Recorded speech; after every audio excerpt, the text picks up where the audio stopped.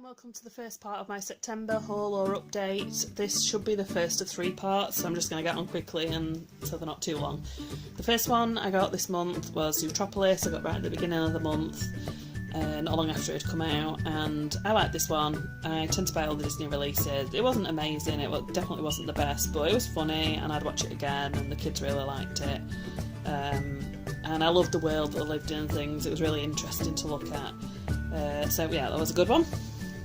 The next one I really liked is the live action remake of The Jungle Book, which is one of my favourite animated Disney films. And this blew me away. It looks amazing, and I think it's not just for kids, this one. I think anybody could watch this. It was just gorgeous to look at. It was brilliant. The next one I got, Kung Fu Panda 3.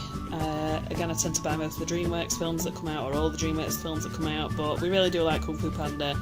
And although sometimes I wonder whether they should bring out another one, I did wonder that a bit with this. This was really different. I think I liked it better than the second one. It was fresh, it was set in a different area, it had lots of new characters, and I definitely could see them releasing a 4th one now because it was interesting again and something different. And the next one is The Secret of NIMH, which was an animated film released in 1982, which is the year I was born. And I basically got this for another challenge that I've set. One of the things was to watch a film from the year I was born, and I really like this one. I think I might have watched this or seen bits of it. Maybe I watched it before I was old enough to properly remember, or I've just caught bits of it, but it felt kind of familiar.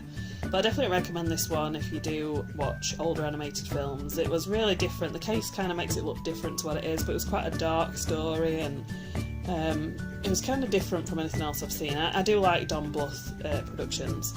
I remember watching An American Tail when I was younger. That was one of my favourites, and this, I would definitely watch this one again.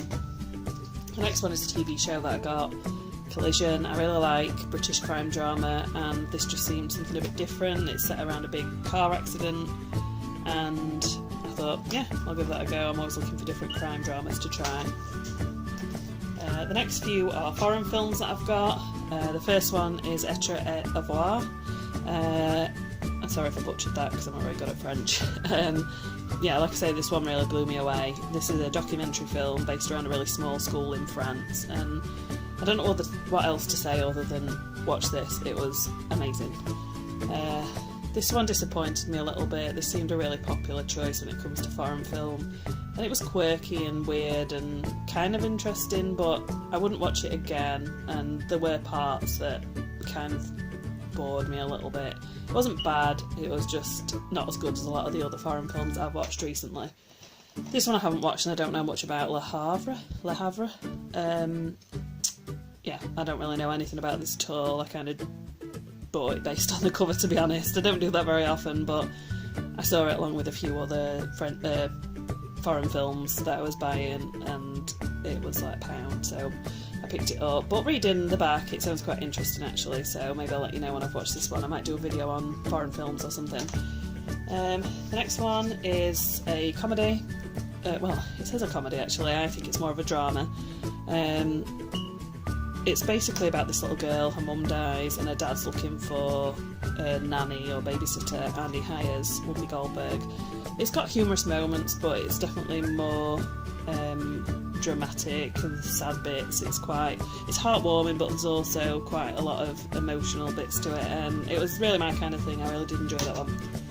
The next one I was a little disappointed with because I used to love Dumb and Dumber. I saw it at the cinema when I was about 12 or something like that, I think, and I don't think it's a film. I think it's just me. My humour's changed. This kind of stuck with, you know, the characters the way they were in the old one, and I'm sure that it is a good film. I think I've just changed. I don't find the same things funny anymore. I found it a bit silly, but it's supposed to be like that, so I don't blame the film. I just blame the fact that my tastes have changed. The next one I got was Don't Tell Mum the Babysitter's Dead. I picked this up because I thought the kids would enjoy watching it, and we all found it really funny. This isn't a spoiler. Basically, the babysitter dies and the kids have to fend for themselves for like 2 months, I think, while the parents are away, and it was really funny. I definitely recommend that one if you like sort of 90s comedies. The next one is Driving Miss Daisy. I haven't watched this one yet, but I've wanted to see this for quite a while. I really like Morgan Freeman, and I know this won a couple of Oscars, so I've got quite high hopes for that one, and it looks like my kind of film. Again, I've not watched this one either, but I've wanted this for quite a while as well, because I used to love Friends, and I do like Jennifer Aniston. Just some of the films are a bit samey, so I thought it'd be interesting to see her in something a little bit different. So I hope to watch this one this week, actually. And the final two in this part are Hitchcock films. You know that I've been watching quite a lot of Hitchcock films and working my way through them. Marnie disappointed me a little bit. It was definitely my least favourite that I've watched so far. It had some good bits and I liked the characters. Well, I say I like the characters. I liked a lot of the characters, and there were some scenes that I really liked. I didn't like Marnie, and I think most people say that from the reviews I read. It kind of made the film not as enjoyable because I just didn't like her at all, and she just annoyed me, and I think that's what kind of put me off it. I don't know if I'd watch that one again. I'm glad I've watched it because, like I say, there were some really good parts in it, but it was definitely my least favourite so far. And the final one, Frenzy, was one of my favourite ones actually that I've watched. I like 70s films. I don't know if that's why. It was made in the 70s and it was set in London, and I just loved it. It's about a guy called the Necktie Murderer, and these murders going on in London, and it's just, well, if you like Hitchcock films, you know the way it goes, really suspenseful, but I just liked the feel of it.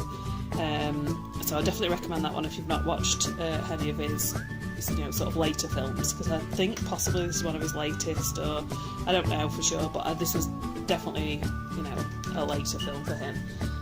So that's it for this part. There should be another 2 parts, and hopefully I'll get them up in the next couple of days too, and then I can get my other 3 videos up, which I've been planning for ages.